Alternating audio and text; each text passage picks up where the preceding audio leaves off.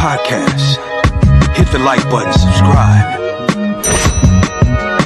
For the intelligent, black men is relevant. Why ask questions when you know the answer? So we bypass outlast channels, no gossip. We about that life. Tune in, subscribe, hop in the broadcast, stay current. Then the Spurling podcast, vibe with it. On the couch, leaving your house so you can ride with it. Voice of black excellence with no fronting.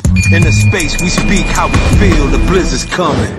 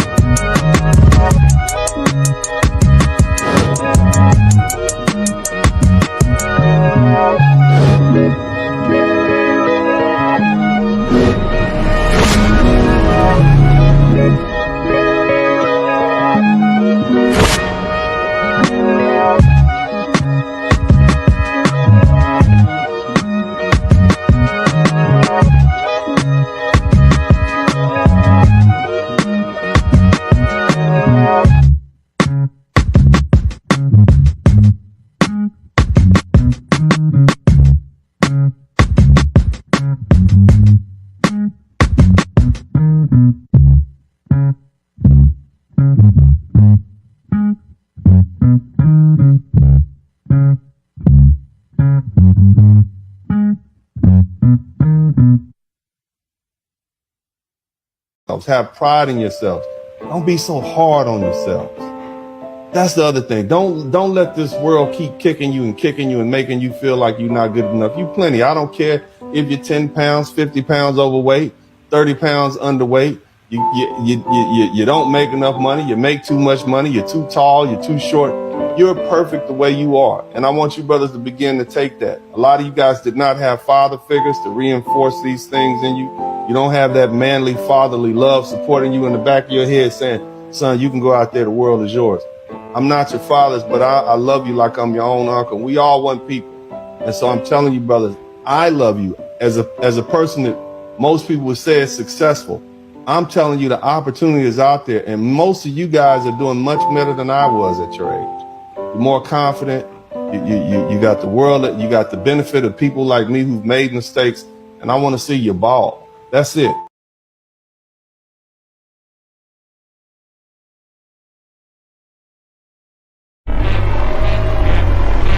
There you go.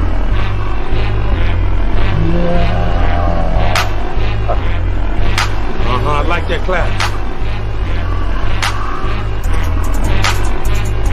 Woo!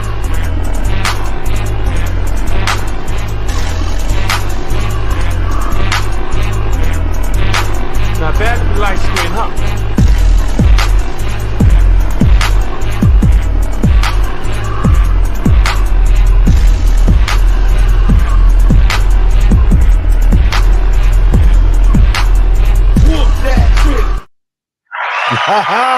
What's up? Welcome everybody. I want everybody in the chat room to type Chubby Chasers. Big girl avalanche. What's happening, man? I hope you guys are in for we're gonna have a good time tonight, man. We're gonna have some real conversation, man. I'm gonna talk to you fellas. Y'all knew this was coming. Anybody who follows my community tab on my Facebook page, you knew this was coming.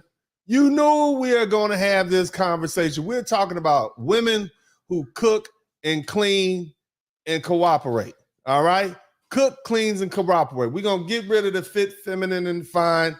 Just say cook, clean, and cooperate, because most of y'all are not going to get fit, feminine, and fine. But you can get a woman who cooks, cleans, and cooperates, because those are things that she actually has to do. Fit, feminine, and fine. Golly, man. She could be fit, feminine, and fine and be a crackhead. Somebody type crackhead in the chat room. You know what I'm talking about? Crackhead. You got to cook. You got a crackhead that's cooking that steak and them beans, and you stick it around. She cooperate too until that itch hit her. You know what I'm saying? What I'm talking about? So, fellas, I want to welcome you all to this show. Shout out to everybody in the chat room. We got my man Mark the Freelancer. Who else we got up in here, man? Everybody, Glow Hardy, all my guys are in here, man. Oh, wow. Look, this is important. Okay. And tonight, you with Uncle D, you with Dennis Spurling, the Blizzard King, and we're going to delve into the topic that many might overlook, but it's crucial for any man aiming to accumulate wealth and power. The type of woman he chooses to be with a partner. Okay, that impact of your woman, the impact of your woman on your success, it can't be overstated. And today we'll explore why a woman who cooks, cleans, and is cooperative can be a powerful ally in your journey towards achieving your goals. In this podcast, we're going to cover a range of topics that shed light on a significant the significance in selecting a woman who not only supports your ambitions, but also contributes positively to your life in practical ways. The importance of choosing a cooperative woman, why cooperation is non-negotiable. It's a non-negotiable trait in a woman, and how it directly influences your ability to accumulate wealth and power. How, the reality of physical appearance, and we all want to find women. Somebody type fine woman in the chat room. We all would like to have us a fine woman, right? But here's the thing. Physical appearance will initially be important, but it often takes a backseat to qualities like kindness, right? Cleanliness, and the ability to maintain a peaceful home. All right. And the other thing, the role of cooking and cleaning, because, the house is not a home unless there's some food being cooked on the stove, right? I think we all can agree with that. All right. Yeah. I mean, do we want to eat fast food every day? And so what we're going to talk about is how these domestic skills often are undervalued and are actually vital for creating a stable and nurturing home, a home life, which in turn supports your professional and personal growth. The other thing is mate selection for success. The critical role your woman plays in your journey to wealth and power, and why choosing a cooperative, supportive woman is key to achieving your long-term goals. And here's the other thing. Let's keep it real, fellas. Brothers. Let's talk about your preferences. The fact of the matter is cultural factors that influence Black men's openness to dating larger ladies. Somebody type larger ladies in, and you brothers better not lie, because you guys go overseas. I watch you. I'll be there watching. Y'all go overseas and y'all be getting the big girls that they have over there. They might not be as big as the ones we have here in the United States, but they are big girls nonetheless. You understand what I'm talking about? Somebody type chubby chaser in the chat room. You brothers know that you're chubby chasers. I don't know why Kevin Samuels came up in here and had y'all thinking fit, feminine, and all. Nah, you are chubby chasers born and bred, okay? Your mama was big, your baby mama big, and your girlfriend right now is big. Now, here's the thing. The impact of global exposure on your preferences. Shout out to the passport bros. Now that you're traveling overseas, you've been exposed to different standards of femininity. A lot of you men shift, and your preferences have changed. And it makes it very difficult to return to the previous relationships with these big girls. I understand. You like what you like, not trying to knock your hustle. I just want to point out what the obvious is. Now, you got to have some realistic standards, okay, with your preferences. And it's the importance of owning your own personal preferences and being honest about what qualities you truly value in a woman. Because, see, the truth is, some of y'all decided that you like a certain kind of girl, a woman with a certain kind of shape, just because everybody else liked it. But the truth is that might not even be you. You see what I mean? That you might like a different kind of woman. I mean, I'm just keeping it 100 because, see, back in the day, she had to be what? Biracial looking, right? Slender. But at the end of the day, you might like a brown chick who's a little thick, brown and thick, around the hips. So, keeping it real with yourself is something important. The other thing is, we're going to talk a little bit about metabolism and ancestry and body type, and understanding how your body type and metabolism are linked to your ancestry. And it's why it's important to embrace your physical traits as part of your identity. And the thing is, you shouldn't hold a woman to a different set of standards than you hold yourself. I'm just keeping it 100 with you fellas, especially when she's cooperative. Now, by the end of this podcast, you all will have a deeper understanding of why the right woman is not just a companion, but a crucial factor in your journey towards achieving wealth, power, and overall success. So we're going to get down into it. But first, I'm going to give a big shout out to my man, Jamal Smith. Thank you for being the first one in. Shout out to him. Thank you so much, fam. I'm going to get all y'all in a minute after I finish running through this. The other thing, big shout out to Humble Introvert. My man said just the title of the video alone had me hot. It should, baby. We keeping it 100. Somebody type Chubby Chaser in the chat room. We going to get it cracking. Where the big girls at? We're going to have a big girl review out here. Okay, where you big girls at? All right, and shout out to my man Humble Introvert. Yeah, I had a few chunky ones myself. Laugh out loud. I'm keeping it 100 with you. Man, you look. Not all men require a fit, slender woman. If a woman cooks 3 meals a day and keeps a clean house, most men will appreciate and hold on to her. She might not even be that cooperative. I mean, I'm gonna just keep it 100 with you. But the strength of her cooking and cleaning, you might start looking at yourself like, man, maybe I need to do better. Now, that said, a healthy, well-maintained, respectable 6 out of 10 who's loyal and brings a man peace is better than a 9 to 10 all day. So what I'm saying is, and even though we're using chubby girls, it's a woman that you may find less desirable on a scale of 1 to 10. You see what I mean? You may find her to be a 6 or a 7, but you're going to take her over the 9 or 10 because she's cooperative, because she cooks, because she clean. In fact, most men will be more than happy to get a 6 or 7 in terms of looks. Experienced men like myself understand the challenges that come along with dealing with these so-called highly attractive women, and you would often prefer to engage with them casually if you can, get them in the sheets. But as far as investing in them deeply in a long-term relationship, it's just too much trouble. 10s are trouble, 9s are trouble. Think about it. Now, slim and shapely figures, fine women, that's going to fade with age. So men may, we're not going to be overly demanding. A few extra pounds, I said few. Shout out to Vincent Robinson. I'm going to get you in a minute too. A few extra pounds over the years are expected, given, especially considering the unhealthy food options that we have in this country. But kindness, love, good food, cleanliness, that's non-negotiable. Okay?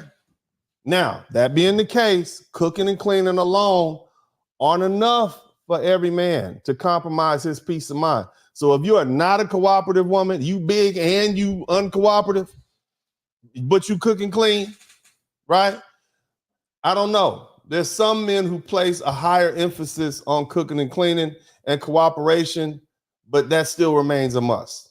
Okay? They still want you to be cooperative. Still, there are men who will tolerate an uncooperative woman if she cooks and cleans or possesses one of those other desirable traits, like beauty. She's fine and she cooks and cleans and she's a Hellcat. But you deal with her because she has some attributes. Every man has his own taste. But when it comes to mate selection and the focus that we're talking about, fellas, we're talking about money. Somebody type money in the chat room. We're talking about money and power. The focus is on choosing a woman who will help a man maintain money and power. It's challenging to achieve that with an uncooperative woman. Tom Stanley, the Millionaire Mindset, the guy who wrote that, talked about how productive men choose wives with specific traits that contribute to running a productive household and accumulating wealth. The late, great Kevin Samuels often said that men will lower their standards in looks to gain more cooperation. Now, in the context of a woman, and so I want you guys to sit back. We're going to really talk about this, okay? Shout out to Las Vegas. Now, here's the thing, fellas. A lot of us talk about submissive, okay? Somebody type submissive in the chat room. Don't submit to the husband. I get that. We're going to talk about that.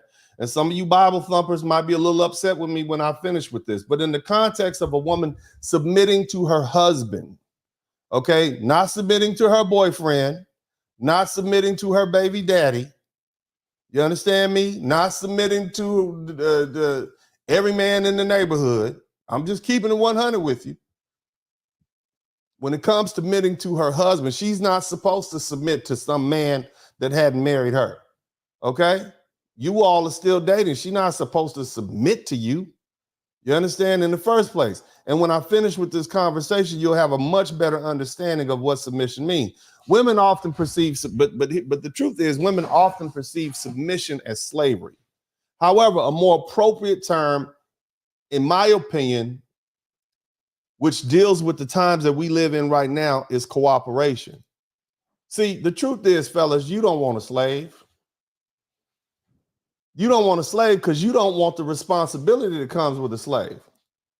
What you really want is a cooperative woman. Unfortunately, many women routinely submit to everyone else, including their boss and the reverend and their family members, except the men they claim to be in a relationship with. That's a problem. Okay? You're a slave for your boss. Anytime he says do something, you do it. You're a slave for your friends and your family member, but your man, you're uncooperative with him. I want you ladies to deal with that. All right, now I don't typically talk to the ladies. I'm talking to the fellas, but fellas, you need to be able to spot that. Now, submission isn't a negative concept. Men engage in submission regularly. We go to work, we're slave to the job, we bring home our paycheck, right? We're slave to the family and not spending solely on ourselves either. That's an act of submission and sacrifice. Being willing to risk your life to protect your family, that's a form of submission. Obeying God, living righteously, that's a form of submission. In that regard, you are submitted. But what happens when we submit to the will of God? Then what? We're doing his bidding, and we do that because he takes care of us, right? Now, I'm going to table that for a minute, and I'm going to talk about the concept of submission and cooperation within the context of marriage and how it can invoke different interpretations and feelings. Check the breakdown out. So submission. In many religions, because this is where it comes from, in many religious contexts, submission often refers to a wife's role in yielding to her husband's authority, sometimes grounded in specific spiritual interpretations. The idea that a wife must submit to her husband is not unique to Christianity. It's present across various religions. For example, in Islam, in the Quranic teaching in Islam, certain verses discuss the role of a husband and the wife. For instance, and I believe it's Surah An-Nisa 4 and 34, it mentions that men are protectors and maintainers of women. And sometimes that's interpreted as implying a form of submission. Traditional roles under Judaism, in Jewish teachings, particularly with Orthodox communities, wives are expected to respect and support their husbands. The concept of shalom bayit emphasizes peace in the home and often leads to roles that may reflect submission. In Hinduism, in some interpretations of Hindu scriptures, traditional roles may dictate that a wife should be devoted and submissive to her husband, reflecting cultural practices that have evolved over centuries. And of course, we all know, if we look at the Holy Bible, in Ephesians 5:22 and 24, wives are instructed to submit to their husbands within the framework of mutual love and respect. And interpretations vary widely among different denominations, but generally speaking, it refers to submission. So various religions and cultural practices, and many cultural practices worldwide, you have traditions emphasizing submission of wives to husbands. And it's often rooted in long-standing patriarchal structures rather than specific religious texts. Nevertheless, the expectation of submission is a theme that appears in many different religions and cultural contexts. And though the interpretations and implications differ significantly, many modern interpretations within these faiths advocate for women that emphasize, that they submit. And it comes under strict hierarchical views. Now, shout out to my man Jamal Smith. Now, what are the implications? Submission suggests, as I said, a hierarchical relationship where a woman holds, or should I say, a man holds authority over another, or specifically his woman, potentially leading to the perception of inequality or loss of individual agency, which Some might equate to slavery, and that's what a lot of women do. That's why some of them refuse to even submit to their husband um, uh, in saying their wedding vows. Now, in the traditional interpretation, submission is seen as a spiritual duty, often framed within the context of love, respect, and mutual commitment. Now, what is cooperation? Cooperation involves both people working together towards a common goal, emphasizing something like mutual respect and shared decision making. What's the implication? A cooperative relationship suggests equality where both people contribute to their talents to support each other in the family. Now, cooperation promotes teamwork, it promotes collaboration, fostering an environment where both folks feel valued in the relationship. Now, the key differences are a power dynamic, okay? Submission implies a power imbalance, while cooperation emphasizes some level of equality. Submission may center on adhering to a prescribed role, whereas cooperation focuses on collaborative efforts and shared responsibility. Submission can evoke feelings of obligation and constraint. You might as well be in jail, right? Slavery, right? That's what they say, right? But cooperation tends to inspire feelings of support and teamwork. While traditional views on submission can lead to negative associations, many modern interpretations of marriage advocate for cooperation as a healthier, more equitable approach. And this encourages both folks, the man and the woman, to engage actively and supportively in their relationship. And it promotes some balance and some nurturing in the family environment. Now, in the context of marriage, okay? Somebody type big girl in the chat room. In the context of marriage, a submissive woman, she typically follows her husband's leads and adheres to the traditional roles and emphasizes his authority within the relationship. And she not working, okay? She's not going to get the 50-50. What's the benefit of that? Well, the benefit of having a submissive woman is there are clear expectations, and it can simplify decision-making and reduce conflicts over roles. That's the point, okay? Right? Some may feel secure in traditional structures, and they believe they're fulfilling their expected roles. Now, a submissive approach can create a nurturing environment for both the man and the woman because, they view the roles positively. What's the drawbacks? The drawbacks are this, and these are the big ones. This dynamic leads to feelings of inequality and resentment. And the last thing you want to have is a resentful woman in your house. You hear me, fellas? Listen, okay? The other thing is the woman may begin to feel less valued or less heard. This is a problem, okay? The other thing, and this is a big one, I want you to hear me, the submissive woman is going to struggle with personal autonomy, leading to dissatisfaction or frustration. Okay? Now we're going to deal with that in a minute. The big one is in extreme situations, if you have a man who is the all-powerful and you have a woman who's submitting, all men are not great men. Okay? And submission can enable controlling and abusive behaviors if it's not balanced with mutual respect. Some of you men are just not ready for submissive wives because you don't know how to act. Now, what's the difference? A cooperative woman. A cooperative woman actively engages with her man in decision making and shares responsibilities and emphasizing their relationship and their respect for each other.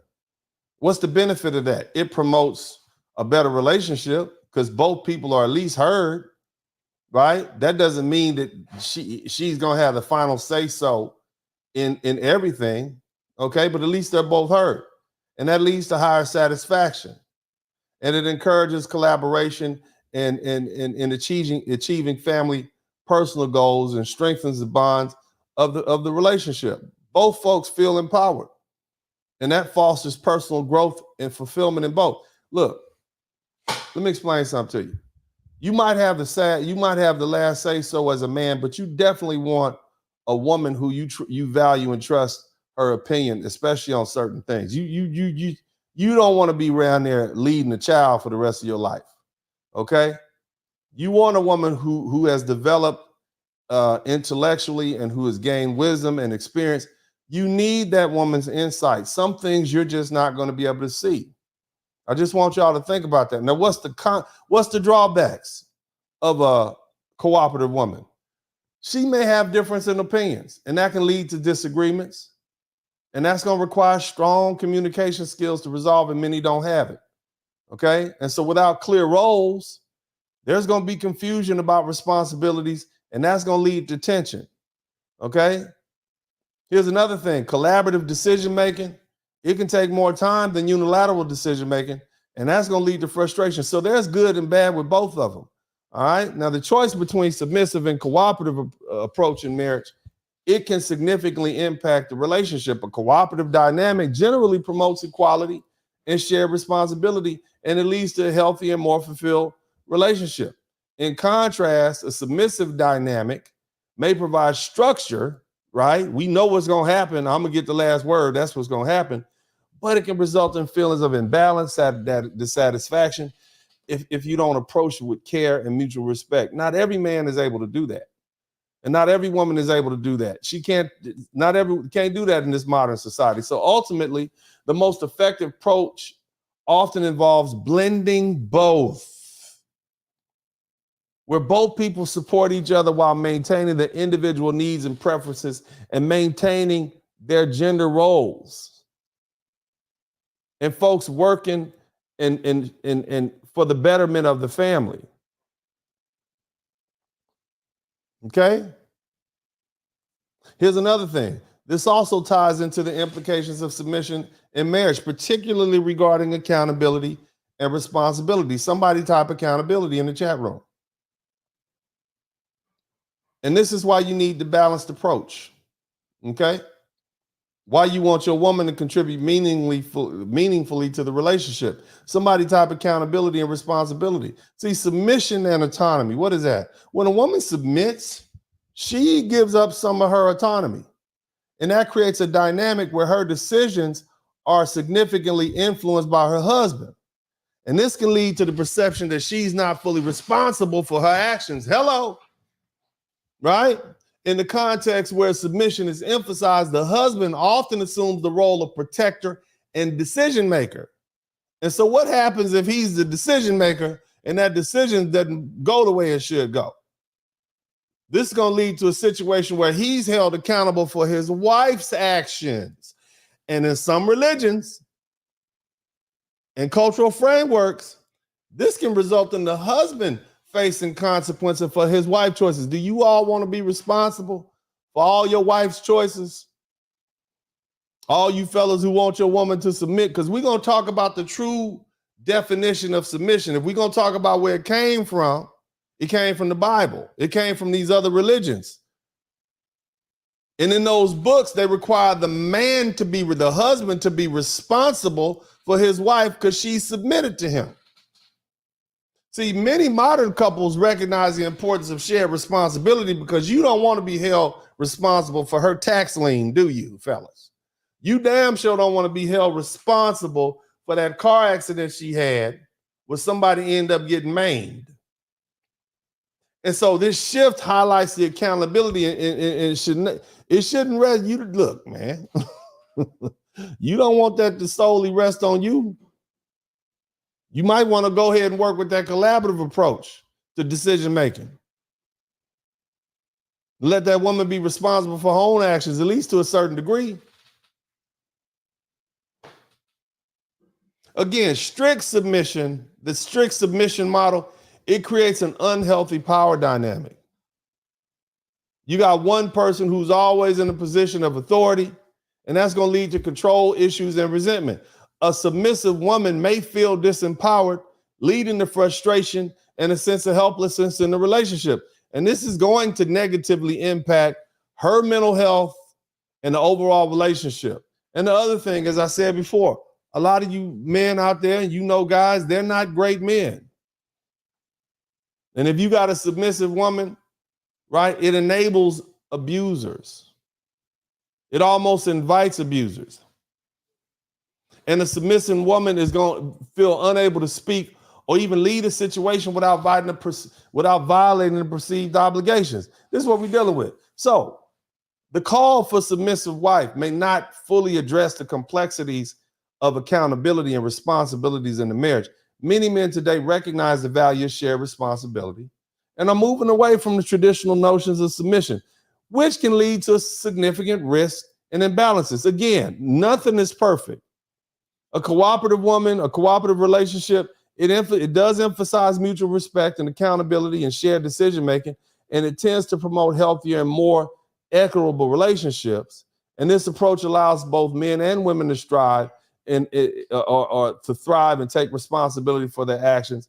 And it does foster more supportive, fulfilling marriages. Now, you're going to have some strong conversation skills. Okay, you're going to have some strong conversation skills because, yeah, I know this is a cooperative marriage, but damn, baby, you don't know anything about plumbing. Why don't you let me figure out which pipes to deal with? Or you see what I mean? This is what we're talking about. Now, here's the thing. I want to dig a little bit deeper into that situation where I talked about the history of the term submission. See, throughout history and across religious traditions, there have been instances where husbands were held responsible for their wives' actions due to the perception of ownership and submission. And this dynamic has far-reaching implications, including contemporary legal responsibilities such as alimony and child support. Now, I got 6 super chats. I'm going to need 20.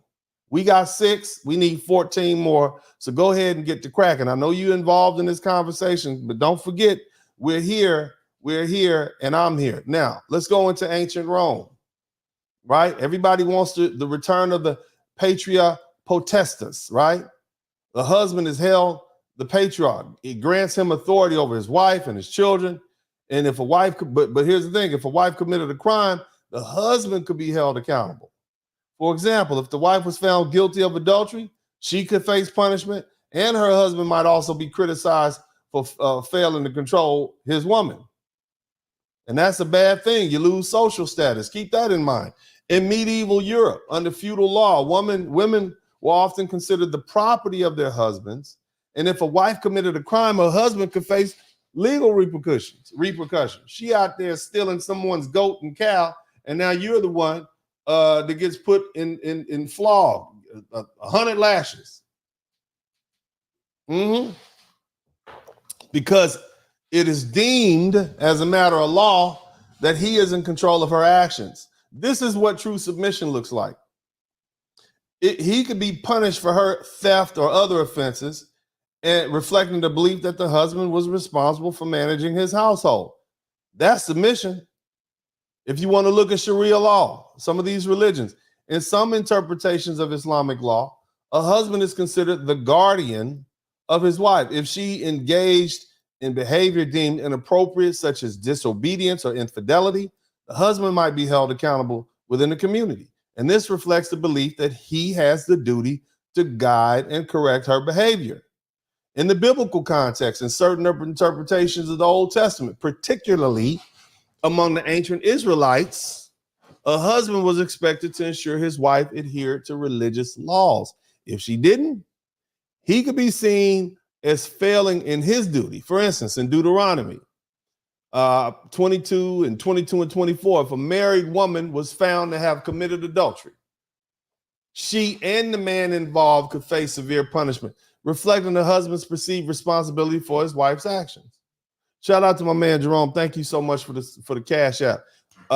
Shout out. Did anybody else? Yeah, we won't get back to that. I'm gonna give you a big shout out a little later on. But you guys, listen. So ask yourself: do we really want submission? Is the modern time that we're in 2,000 years after many of these books were written?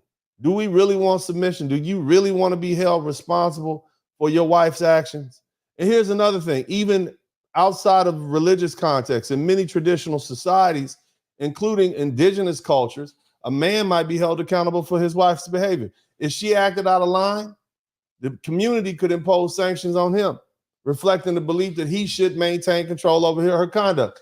I've seen many times when a woman was getting loud with some man that she didn't know, and instead of going upside her head, the man decided to go upside her man's head. You see? So it's still something that we feel. It's still something that we do. Now, in some historical contexts, if a wife committed in the legal repercussions, right?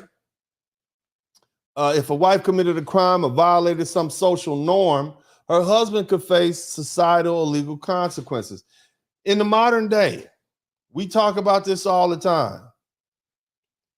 You want a woman to submit to you. Let me tell you what submission gets to you. Let me tell you what happens when society says the woman must submit to you. She is your property.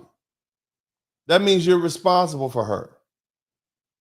So in contemporary marriages, the concept of alimony is rooted in the idea that a husband has responsibility to support his wife, particularly if she sacrificed her career or her education for the marriage. She submitted to his will. So this expectation is traced back to historical notions of ownership, where the husband was seen as the provider for his dependent wife. Consequently, what happens if the marriage ends? What happens if the marriage ends? You think your obligation is going to end? Absolutely not. You have to pay alimony as a reflection of this responsibility. And in many jurisdictions, this obligation to pay alimony extends throughout the rest of the wife's life. What does that mean? That means even if you pass away, you are still obligated, or your estate is still obligated to pay that woman alimony. Damn. Damn. Somebody type damn in the chat room. So do you really want submission? Somebody hit the number 1 button. I need to know y'all are in here. Do you really want submission? Do you want strict submission, fellas? Because along with strict submission comes a lot of burden that are placed on men. You might get a little power around the house, but there's going to be some consequences. Could be legal, both financial and criminal. The other thing is, we always talk about child support. We hate child support, but the children are submissive to the father. You are basically in charge of them. Child support laws hold fathers accountable for the financial well-being of the children. This obligation arises from the belief that the father is responsible for providing for the family, regardless of marital status, because they are in effect have submitted to you. They're your property. They see them as nothing more than slaves. This is where that law came from Roman law, passed through Great Britain and ended up over here in the United States. So the expectation of child support is grounded in the traditional view that man must continue to support his wife and children, reflecting a legacy of responsibility rooted in historical views of marriage. Do you really want a woman who is submitted to you? I'm just asking. Do you really want true submission? Or do you want cooperation? Because to me, submission has a lot of, it's got a lot of sticky parts to it. Now, many men struggle with these responsibilities, and you often feel the weight of being held accountable for your wives, your actions, their actions and decisions. You know, guys don't like paying money to your baby mamas. You feel that she's responsible, but she didn't tell you she wasn't on birth control pill. She locked her legs in and kept you in when your little yogurt was coming out. And now you expected to pay child support.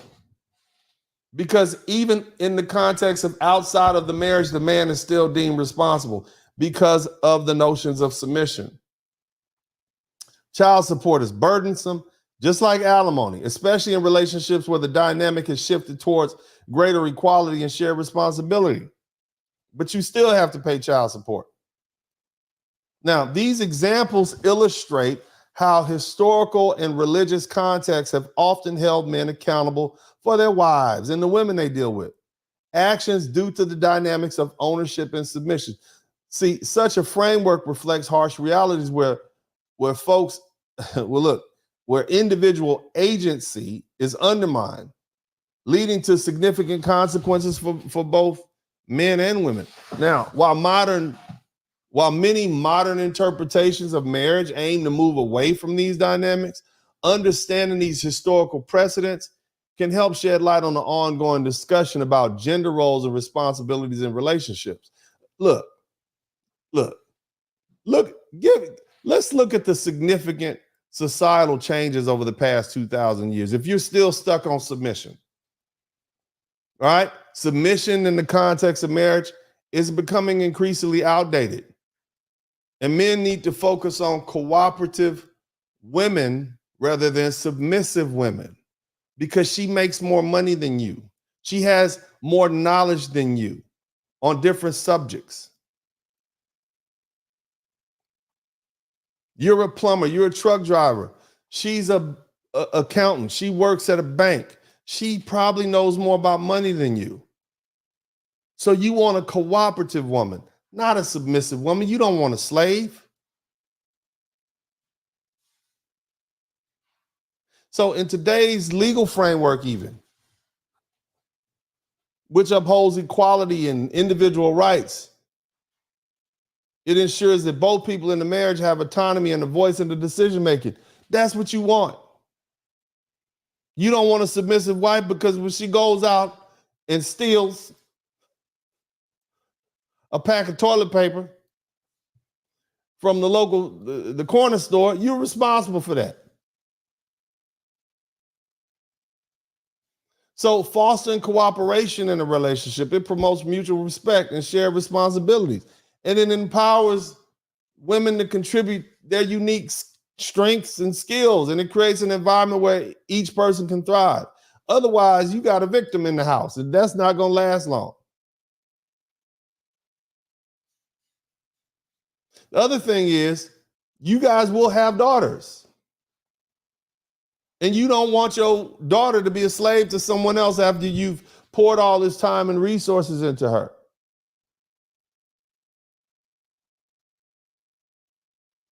Not only being cooperative with your woman and having a cooperative relationship, but it enhances her personal fulfillment, but it also provides strong foundation for your children and achieving family objectives. Look, ultimately, the cooperative dynamic leads to balance and a balanced and equitable marriage, and that reflects modern values. Things change, times change. If you read the Bible, slavery was legal. Slavery is illegal right now. Things change. I know some of you read strict adherences. You strictly interpret the Bible, but that's not what it was meant to do. Read it and understand the culture and the context of the time. There was a time when violence was everywhere. Animals were everywhere. Sicknesses were everywhere. A lot of women got married young and died young, but we're not talking about women who are dying at 30, 40, 30, 34 years old. We're talking about women who live to 60, 70, 80s, who may rise to the level of CEOs of companies. Why would she submit to you? Especially on a subject that she's mastered. You want a cooperative partner in that regard. Now,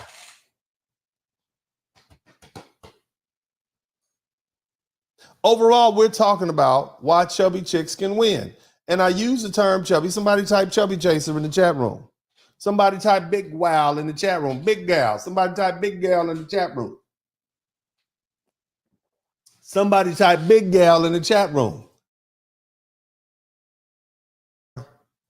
Somebody type larger ladies in the chat room. Generally speaking, what I'm talking about is women who may be deemed less desirable, but she cooks and cleans.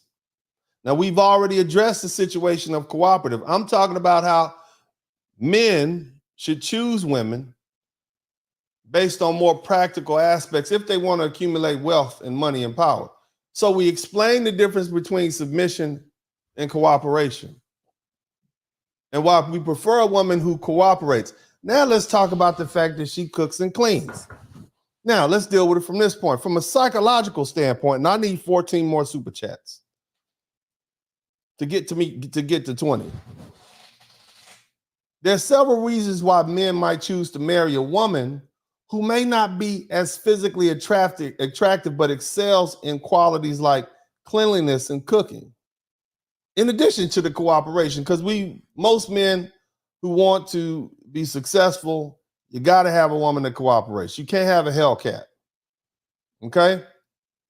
So from a psychological perspective, we've already established that cooperation is essential for the most part.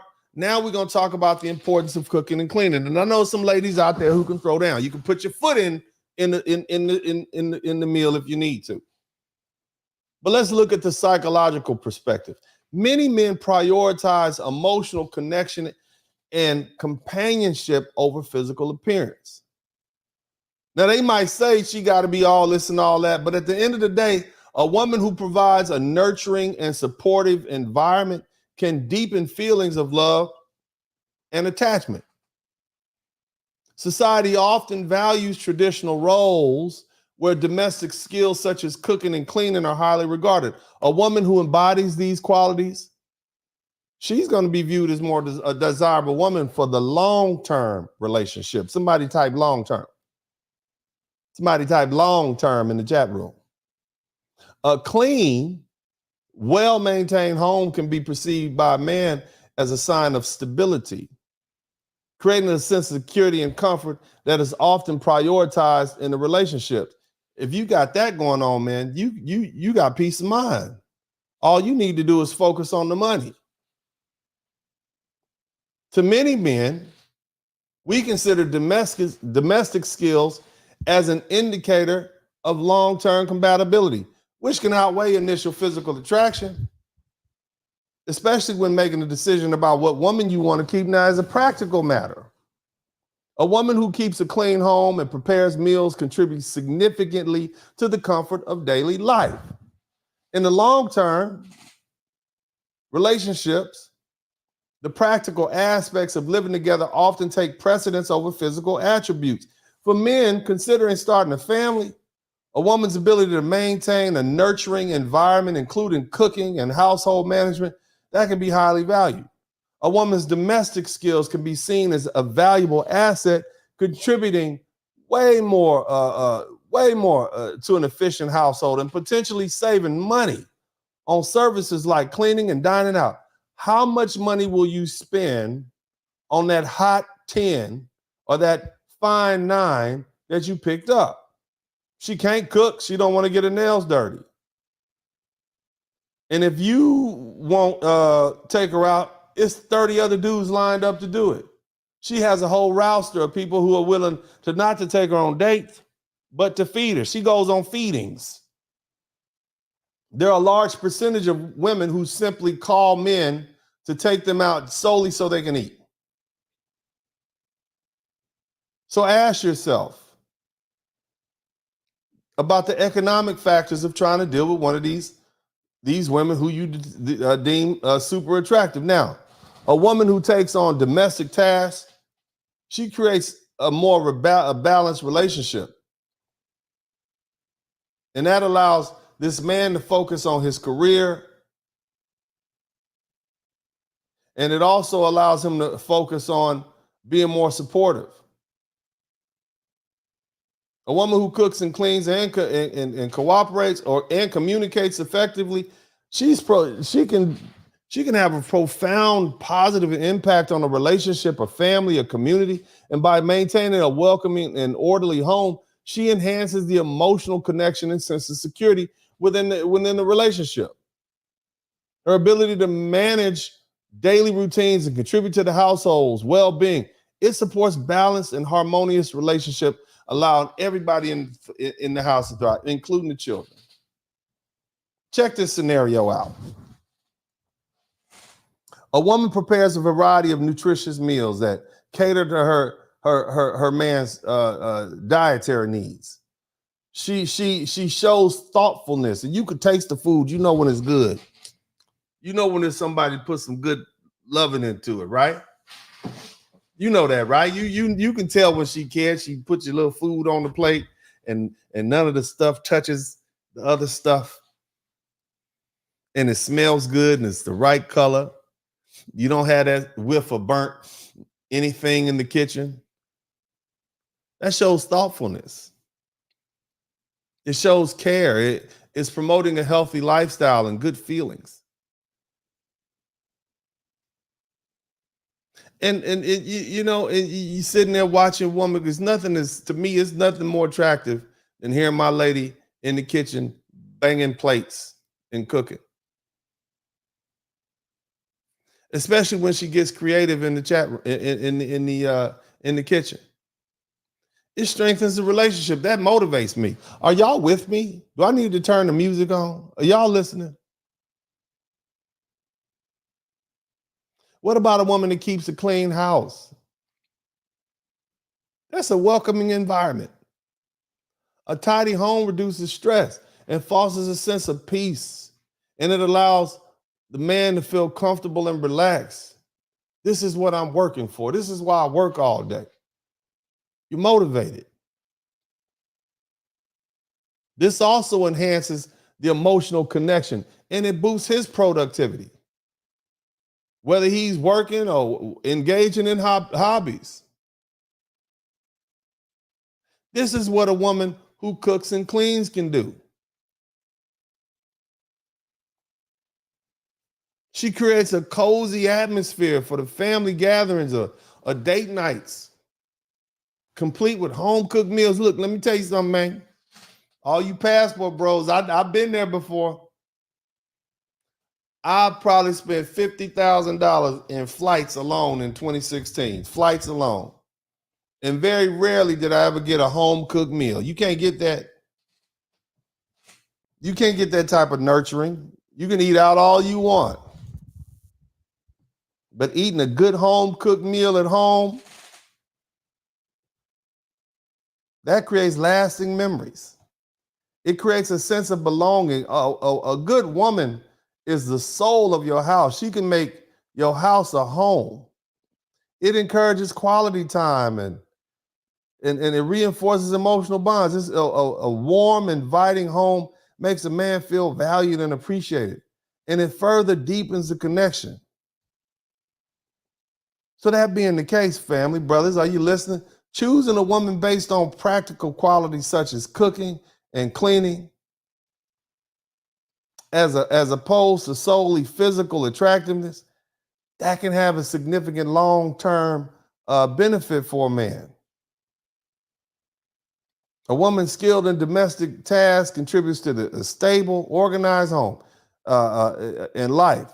And that's essential for a long-term relationship. And a long-term relationship is going to help you make more money. You select your woman on practical qualities. A woman that has shared values, shared life goals. And that it leads to greater compatibility and mutual understanding over time. A woman who provides emotional and practical support, that greatly enhances a man's well-being. You a happy soldier. You a happy warrior. Now, again, physical attraction might initially spark interest, but that emotional connection built through shared responsibilities and nurturing, that becomes more fulfilling over time. Emotional intimacy developed through shared experience like cooking together, like cooking and watching her cook. You might even help cook sometime. Coming home to a clean home, that's going to deepen the relationship beyond a physical attraction. It's a difference between effing and making love. Okay? It's a difference between I love you and loving somebody. It's just a big difference. And if you haven't got there, I pity you. Hopefully you'll get there. But it's not those little butterfly feelings. That's not the love I'm talking about. See, a woman who effectively manages a household and the task, she contributes more efficient to a more efficient daily life. That allows you to focus on your career, your hobbies, your personal growth, without the added undue stress of home responsibilities. Another thing is an organized home saves time and it reduces conflict over chores. And so you have a more harmonious environment. And for those considering starting a family, a woman with strong domestic skills, she's going to create a nurturing environment for children. encompassing not only cooking and cleaning, but also fostering a supportive atmosphere for learning and growth. That's the type of woman you want. That's who you can build with. Anything else is just going to tear you down. Shout out Chubby Chasers. Where my chub? Look, don't run now. Don't run away now. She might be chubby. She might be not as beautiful as some other women, but my God, she's still a diamond. See, a woman who exemplifies practical qualities serves as a positive role model for children, and it instills values of responsibility, care, and teamwork. That's the type of woman you want, man. Not just some fine chick with a BBL. A woman who cooks can save on dining out. Cleaning the home, you don't even need a professional cleaning services. I've gone into some very wealthy people's homes and they are just disgusting, dirty, nasty. Nobody's in there. Oh, the maid didn't come. Why don't you go clean up? And the more importantly thing, these sort of contributions when she cooks and she cleans, shout out to Pilot Jace. Thank you so much. We need 13 more super chats. The practical contribution of a woman who cooks and cleans is that now, guess what? You got better financial management with that relationship, especially when you're starting out. Every little bit counts. Let me tell you something, man. I've saved enough money over the past 3 or 4 years. I just dropped a pool in the backyard. I'm about to build a second house. See, what you brothers don't realize, and I'm going to take a point of personal preference, being a passport bro is expensive. Being a passport bro is expensive. Some of y'all can take a little trip here and there. That's not passport bro. That's just taking a little trip. When you have a villa overseas and an apartment and a whole other set of group of women that you deal with, that's real passport bro. That's expensive. That might be $300,000-$400,000. That's why it was fun. It was something I did. I enjoyed it. But you grow out of that when you start becoming more concerned with your legacy. Somebody type legacy in the chat room. Somebody type legacy in the chat room. As a grown man, and my lady, she got jokes.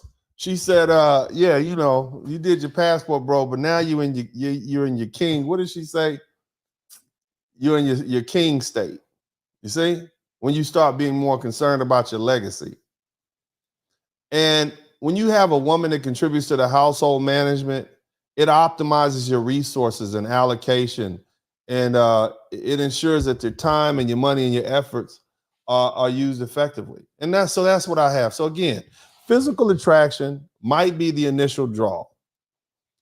But the practical benefits of choosing a woman with qualities like cooking and cleaning and cooperation, that's going to lead to a more sustainable, fulfilled relationship. And these qualities foster emotional intimacy.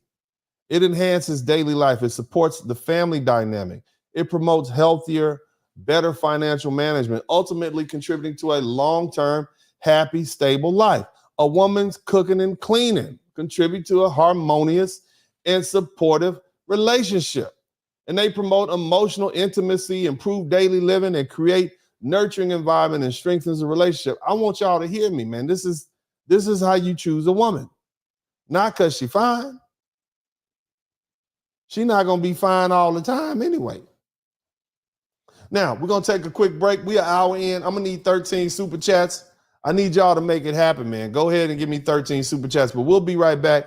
You guys, make sure you have, YouTube is unsubscribing my subscribers, so I'm trying to get to 100,000, and I got up to like 120, 70,120, and they took 15. So if you've been subscribed to my channel, double check and make sure you're still subscribed.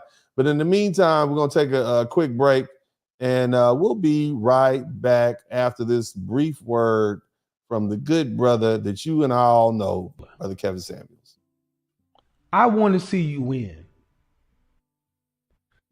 And I put pressure on us men to understand how we did not get our masculinity training. And we've been doing our work, okay? But now it's time for you ladies to understand you're going to have to bet on us like you want us to bet on you. I talked to several men this week. I don't just get on here and talk shit. I have men I call around the world and I ask, what do you think about this concept? Level set me. Shout out to brother Dennis Spurling. Dennis, I'm not gonna get. Well, I don't want to tell people's business, but I'm gonna tell you, high value men retire their women or make them come work for them. So, ladies, what is it going to take for you to free yourself? Because you and I both know you're dying at these jobs. You're in a toxic.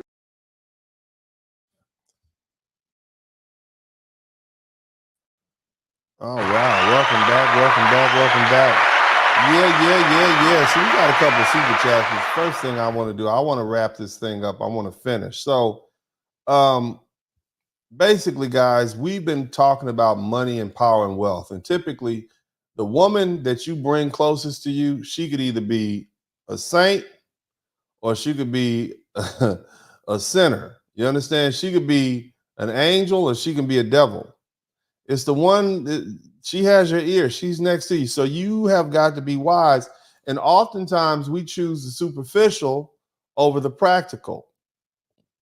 And so an essential component of a relationship that fosters the accumulation of wealth and power and success is being with a peaceful woman who motivates and supports you. She doesn't need to be the most attractive or have a supermodel figure. What truly matters is her ability to create a harmonious environment and inspire you to achieve your goals. It's crucial to be with a woman who genuinely likes and appreciates you for who you are.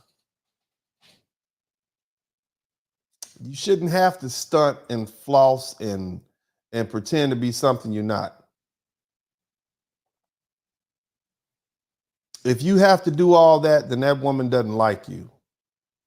If you find yourself having to spend money on this woman all the time, she doesn't like you. And you need to just go ahead and deal with that. You find yourself calling her and she's not calling you, she doesn't like you. And if you try to go out of your way to make her like you or make her cooperate with you, you're going to get what you asked for. And it's not going to be what you want or what you thought you want. It's many of men right now who are dealing with women that they can't stand because they wanted them. You wanted her and you got her. So we don't feel sorry for you. Okay? So it's crucial to be with a woman who genuinely likes you and appreciates you for who you are. She may not be the most conventionally attractive, but her warmth and her compatibility will make her a joy to be around. A woman who is on your program, who understands and supports your ambitions. She can be far more valuable than the one with the superficial qualities that you like. The key is to find a woman who motivates you to be the best version of you, fellas. Whether it's through encouragement, practical support, or simply providing a calm, stable home life. The right woman will push you to strive for more and reach your full potential. When seeking a wife, I'm not talking about them broads you hitting, that chick you laying up to right now with your earphones on, listening to the Blizzard King. I ain't talking about her. You know that relationship was a failure when you first ran up in there. But when you're seeking a wife, it's important to recognize that every woman, everyone, including yourself, everyone has flaws. The question to ask yourself is, which flaws are you willing to accept and which are a deal breaker for you? Understanding your own boundaries and preferences is essential to choosing a woman who will contribute positively to your life. Ultimately, fellas, the right woman is someone who brings peace and motivation and a shared vision for the future. Her ability to complement your life and help you grow will be far more valuable in the long run than temporary superficial attractions. Choosing such a woman is not just about emotional fulfillment, but it's also about laying a strong foundation for success in all areas of life, including the accumulation of wealth and power. And that's what we're talking about. Now, I mentioned this, and the brothers were in an uproar. So now we about to get down to the nitty gritty. Okay? I put a post up and I mentioned the fact that if a woman is a bit overweight, but she cooks and cleans, she can still attract a man. Because many men are willing to look past the weight issue. Look, man, let me tell you something. I want y'all listening. I like them big and I like them brown. That's my confession. I like me a big brown girl. If she about 5'8", 5'9", anything under 185 pounds, I'm cool with it, baby. Matter of fact, when I first got my divorce, I went straight for it, got me a big brown girl with a weave and everything. She did hair. She had some big old hairs, and she was sweet and pudgy. I just thought she was just sweet as she could be. I was just dealing with my divorce, but I like me a big brown girl. If you saw her walking down the street, most of y'all wouldn't talk to her. Five of big Texas brown, big, juicy. And she liked me too. But again, I was still reeling from the divorce, dealing with all that up and down. And I was even back then, I was a high value man. So what I'm trying, and she was sweet. She cooked, she cleaned, she was nice, cute face. Look, fellas, you know I'm not exaggerating. If you're not in the full of women, you're not in the larger ladies, then explain why so many big girls have children. That's what I want you to do. You brothers in particular, y'all need to cut it out. I know most of you brothers are dating bigger women. Why? Because 75 to 80% of black women are overweight. So who you dating? All y'all got white girls and Latinas? Hell no. The statistics show that black men generally are more accepting of women with some extra weight compared to men of other races. So let's not pretend it's not true. Let's keep it 100, fellas. You like these larger ladies. All of y'all got your Chubby Chaser card in your wallet. I already know. You don't have to lie to me. Consider the fact that most of us have Southern roots, where the preferences for fuller figured women is common. And those of you guys who are out there, no, you can object all you want to, but the reality is, okay, you're just being intellectually dishonest. As a black man, many of us were socialized to view big, beautiful women and plus size figures as ideal. Stop lying. Stop lying to me. I know you. I understand where the preferences come from. And there's no judgment here. I'm not judging. Uncle D had a little Chubby Chaser card for a while too. But how you gonna lie to me? We can see the dynamic in action every day. Plenty of big girls have men who wish, look, and the truth is some of these cats wish they could do better, but she cooks and she cleans. And she's not too much of a hassle. And you know what? There's always that hope. With a little encouragement, she might drop 45, 50 pounds. You know, that she wouldn't be half bad. Fellas, look. And I know you're mad at me, right? Because I'm spilling the beans, right? But I want to say this. It's important to distinguish between being a little overweight. And when I say little, I mean, she probably should be 145, but she probably about 185, 190. That's in the range. I'm not talking about 250, 300 pounds. That's not acceptable. I'm talking about a little overweight. I'm not talking about being significantly overweight. So all you big wide backs out there, this is not for you. Okay, now there might be somebody out there for you, But at 250 pounds, you out here breaking beds. You're not breaking hearts, okay? You're not breaking backboards. You breaking beds. You need to cut it out. But the truth is, most men don't demand a perfect physique. But what we do desire, a physique that's appealing. And at the end of the day, while physical attraction is a factor, many men value qualities like cooking and cleaning and a supportive attitude even more, especially when choosing a long-term relationship. So it's not just about size, it's about the whole package and how a woman complements a man's life. Now, the thing is, fellas, traveling overseas and experiencing life in different countries has profoundly inspired Black men to adopt what we would consider an abundance mindset. Every time they hop off the plane, there's plenty of women around trying to get you to pay to play. And now you beside yourself. Like, I'm mad when you're coming back on the flights. Don't want to talk to anybody when you get home. I know. You find yourself surrounded by slim, fit, beautiful, cooperative women who are friendly to you. And that exposure to a different standard of femininity can be a game changer. And once they've seen and experienced what it's like to be with women who embody these qualities, their expectations shift. And they begin to understand what they truly want and desire in a woman.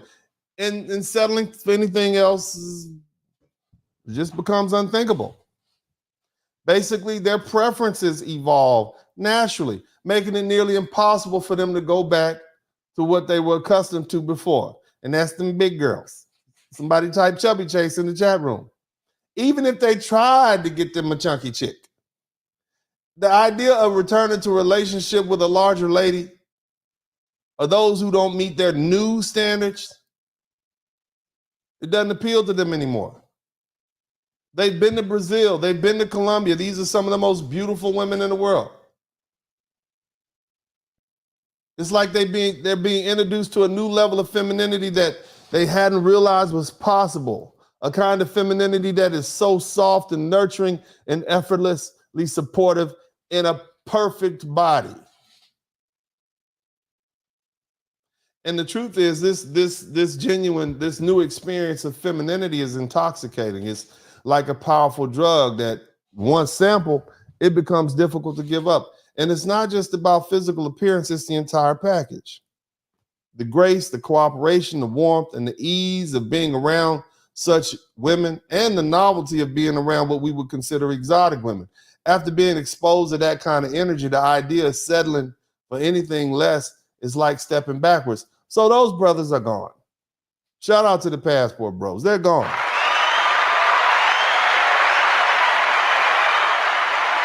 They're gone.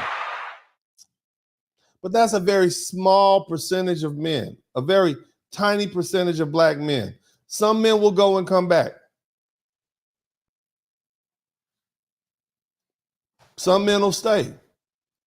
The truth is, for many Black men, this experience abroad opens their eyes to what's possible in a relationship.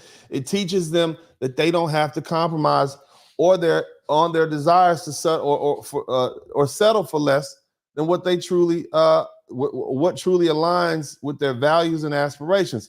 The knowledge and awareness they gain from these experiences abroad, global gentlemen, passport bros, they stay with them, and making it clear that they deserve the woman who brings out the best in them, a woman who embodies the femininity they now know is out there. And this realization reinforces their commitment to seek out relationships that elevate them rather than settling for something that doesn't truly fulfill them, because their eyes have been opened. I'm just telling you. That's why there's so many people who are trying to shame the passport bros, because the more men go and partake in the experience associated with being with women overseas, very rarely will they come back, because number one, a lot of Black American women will refuse to compete with those women. They will refuse to try to lose weight. Once these men's taste change, it's a wrap.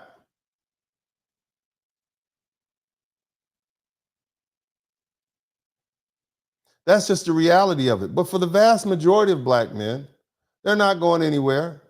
They have that Southern upbringing. They was raised by a big girl. Their baby mother is a big girl. Most of the women they dated were overweight. It is what it is. You got them. And fellas, for you guys, I mean, unless your tastes have just absolutely changed and you can't be without a woman who is fit, feminine, and beautiful and a dime piece, cool. There are plenty of them in Colombia. There are plenty of them in the Dominican Republic. They're there. Go get one.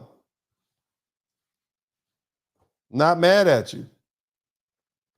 But even over there, make sure she has those qualities. Now, it's true. I want you to hear something. Some of you women have children. It's common for women to gain weight after having children and being in long-term relationships. Now, you men saying you don't want to date women with children, but there are still men who are having sex with these women, and you impregnate them again and again and again. There are men out there who love to take care of these type of women. You guys swear up and down you don't want big girls who have children, and you study impregnating them. The truth is, larger women are not often considered by men as optimal for serious relationships. This doesn't mean that men aren't willing to sleep with them or even establish long-term relationships and marriages with them. Just because you're not his number one pick doesn't mean you can't get married. Again, we're talking about cooks, cleans, cooperates, how chubby chicks can win. And when I say chubby chicks, I'm just talking about women who are deemed less desirable.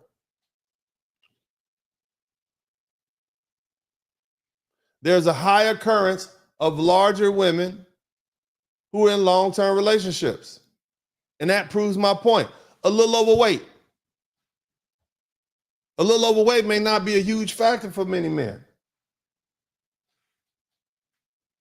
Now, the thing is, what qualifies as a little overweight? And that can vary from person to person. Every man has his own standards. And it's important to own your preferences, fellas, rather than adopting someone else's. I remember as a young man, I thought that I liked light-skinned chicks with long hair and pretty colored eyes. Come to find out, I like extremely dark-skinned sisters who are voluptuous. Matter of fact, I wrote about it in my book. I talked about this young lady named Chocolate. I mean, I thought she was the finest thing I've ever seen. I was fresh out of law school, had my first job down in New Orleans. Good, sweet baby Jesus. She had that long black hair all the way down her back, and she had those sharp features, and her skin was dark chocolate, like a milk chocolate bar. Gorgeous. From St. Rose, Louisiana, about, I guess, 25, 30 miles outside of New Orleans. Just gorgeous. I couldn't get enough of her. Lord Jesus. But it was at that point I realized that it's my preferences that count, but society programs you to believe what you like. Some of you guys like voluptuous women. Some of you guys say you wouldn't date a woman who is overweight. Well, between 165 and 185 is considered overweight. But this body type is not uncommon in the black community, especially considering many of you were raised by black women who are a bit overweight. Many of your children's mothers are overweight. Your girlfriends right now. I know you're not being honest. If she's cooking and cleaning, she's a keeper. If she's cooperative, you might want to go ahead and lock her down. And the thing is, as far as weight, let's think about this. Some people have slow metabolisms. I have a slow metabolism, but it's something that developed as a survival trait. If you have a low metabolism or slow metabolism, it likely means your ancestors came from an area with food scarcity, where their bodies adapted to survive harsh conditions like brutal winters. And so you were able to store food. A low metabolism would have helped my ancestors make it through tough times. Now, with plenty of food available, we might carry a little extra weight.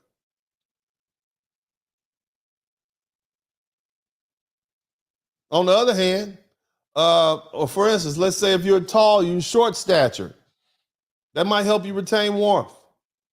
It could also be beneficial for survival. On the other hand, if you're a tall, slim person, you burning calories like crazy, it probably means your ancestors lived in a warmer climate where food was readily available year-round. So whether you're carrying a bit of extra weight or you're naturally slim, these traits are tied to survival strategies for your ancestors.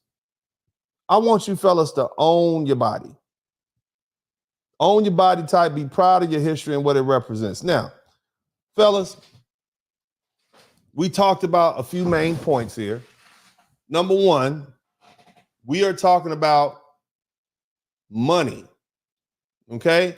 And how to accumulate money, how to accumulate power. Having a bunch of children spread out through different women is not good for accumulating money, power, or prestige. Having a woman who's a Hellcat and a Hellraiser at home is not good for money, power, and prestige.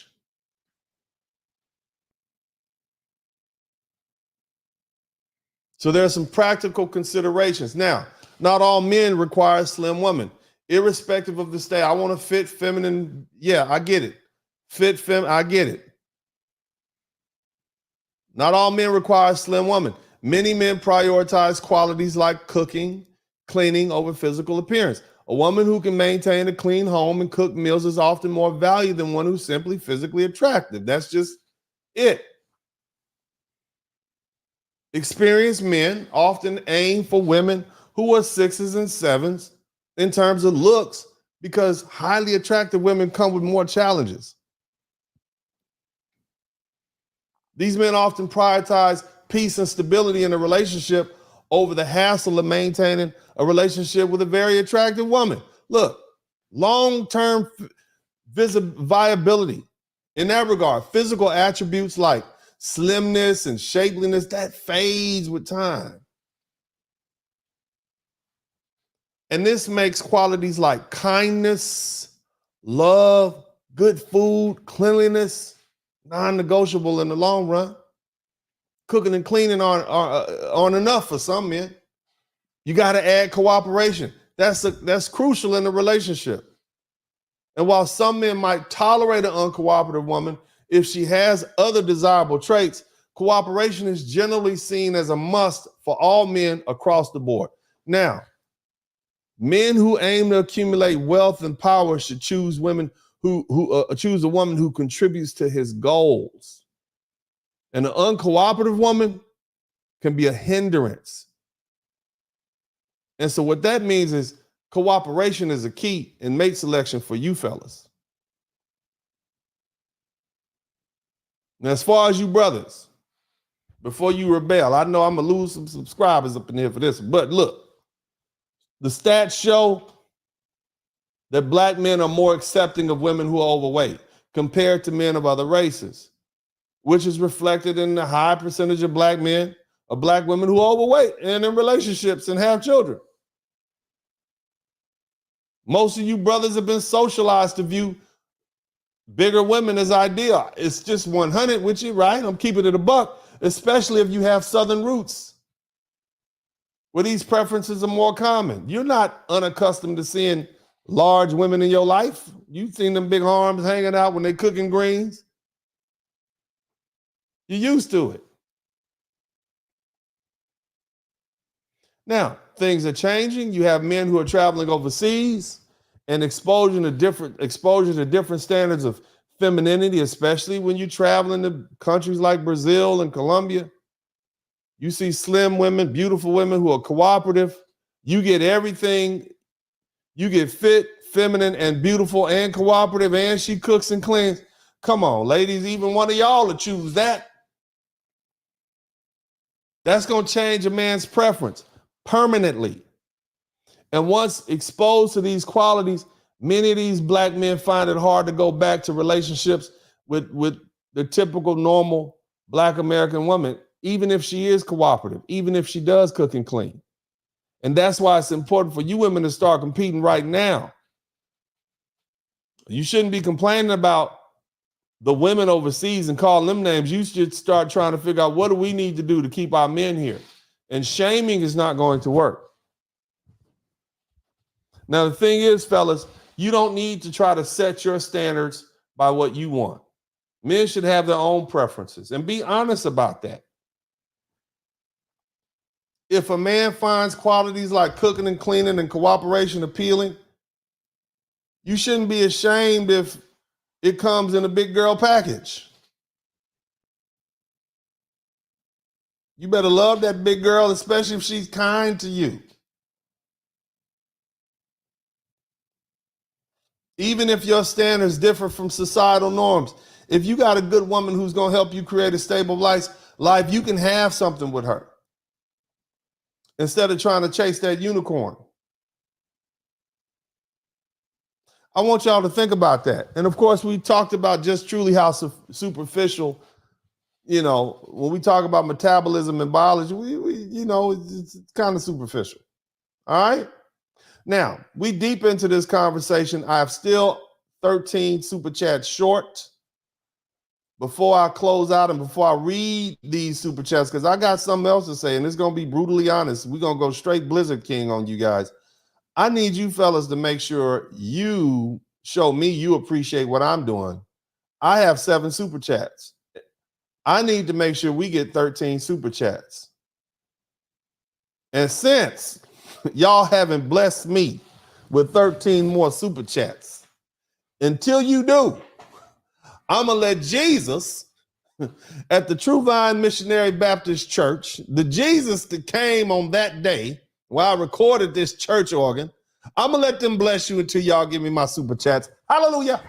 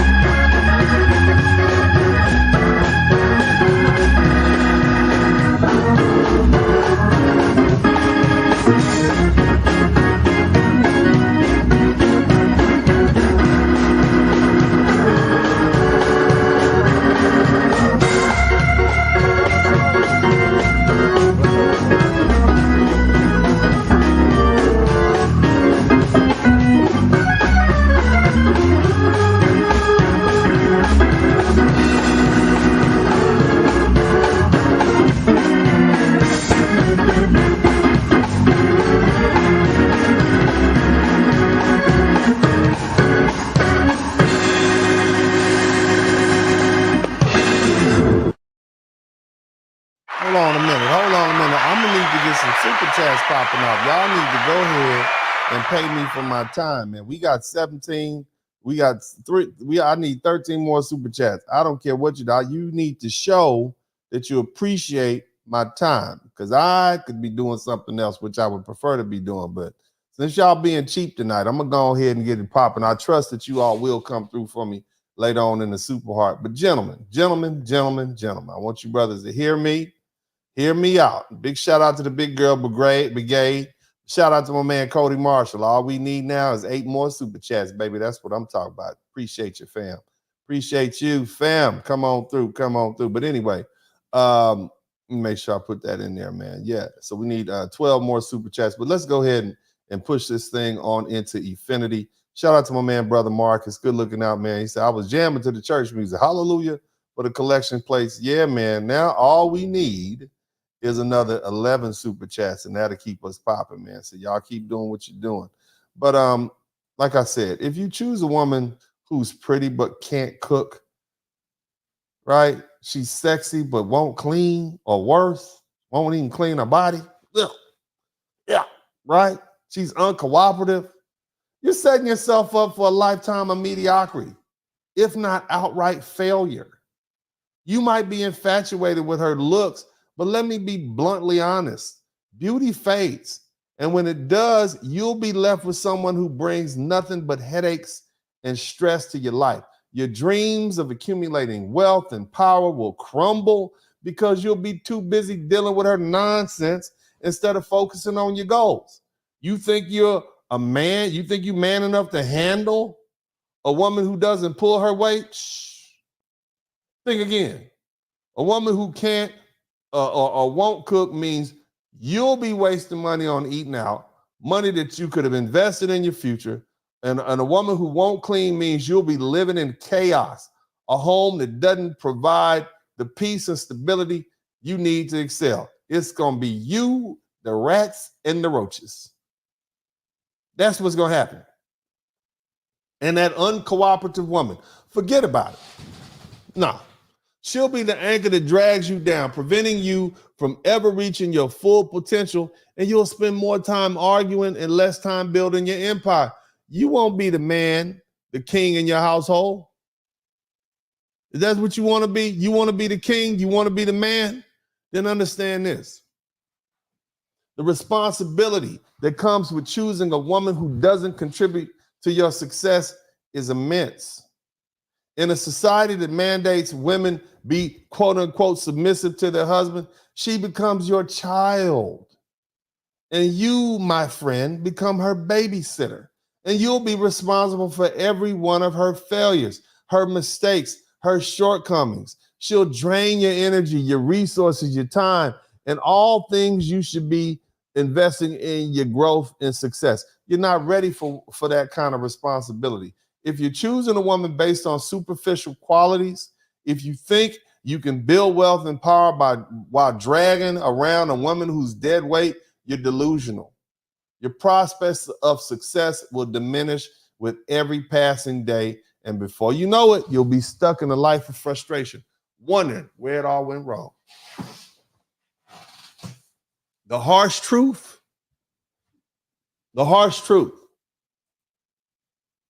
If you're not selecting a woman who cooks and cleans and cooperates, you're not ready for life. You're not ready for the life you claim you want. And you're not ready for the responsibility of leading the household, let alone amassing wealth and power. You're playing yourself. And you're going to lose big. You're going to lose big time. So take a hard look at your choices and decide if you want to be the man who thrives or the man who struggles, weighed down by a woman who's nothing but a liability. Choose wisely, fellas. Or be prepared to pay the price for the rest of your life. Now, I want to give a big shout out to the fellas who came through. We only got 9 super chats, but that's all right, man. We got that naughty 9. Big shout out to my man, Mark the Freelancer. Some of y'all say the water broke, but it's the Coca-Cola. Thank you so much, fam. My man, Jamal Smith, just the title of the video had me hollering. Yeah, man. Cooks, cleans, and cooperates. How a chubby chick can win. Praise God.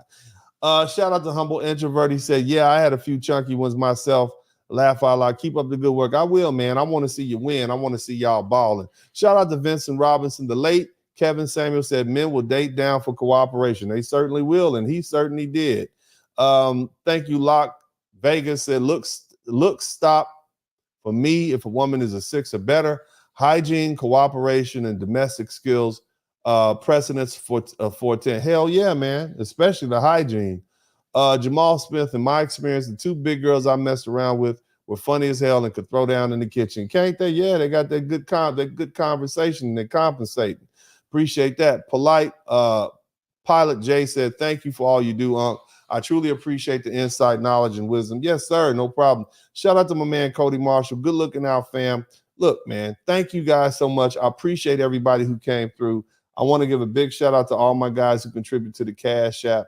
Thank you, guys. I know it's late tonight, and I know that you guys probably said, well, man, we ain't about to get this dude the 20 super chat. It's late. I get it, but that's all right. I appreciate the ones who came through, man. I know how it is. But I wanted to make sure that I finished this round of conversations up, because the type of woman you choose to be with, the woman you decide to have children with and spend your time with, it's going to play a lot. It's going to say a lot about who you are as a man. And I don't want you guys to choose for superficial reasons and end up with a woman who tears you down, because that's the last thing you need. This divorce is hard and it's expensive and it's worth it. But bottom line is, if you can avoid it and you can get with a woman who treats you well, who's nice, who's friendly, irrespective of the fact that she's a little bit overweight, you'd be tripping if you passed her up. Shout out to my man, Mr. Henderson, and big shout out to Jerome. Thank you guys so much. I have had a great time talking about these things. Remember, this was inspired by Kevin Samuels. He tried to get me before he passed away to talk about money and power. This is what he wanted me to do. And so, I want you guys to be able to accumulate influence, money, and power. And you can't do that if you're not properly motivated.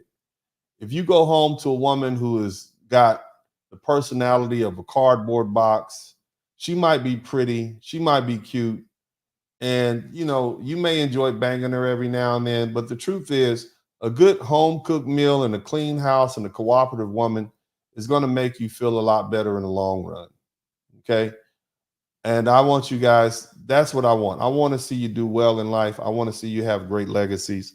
This is what I'm interested in, and that's because I truly love you. So I'm not going to lie to you, Yeah, you might want to enjoy the company of these so-called fine women, the beautiful ones, the dimes and everything. But at the end of the day, man, they got personalities like tadpoles. Trust me, I've been there, done that. Uncle D got the supermodels. I did that. I got exactly what I asked for too. Got exactly what I asked for. And that's why I'm telling you, I'm speaking from experience. Nobody else on these YouTube streets been doing it before they got to YouTube. They got YouTube famous. I'm you know what I'm saying? I'm real world famous. I'm real world, what you would call the high value man, not somebody who pretends to be. So just keep that in mind, family. I love you guys. I appreciate y'all. God bless you. And as I always say, this is Uncle D, and I am up out of here.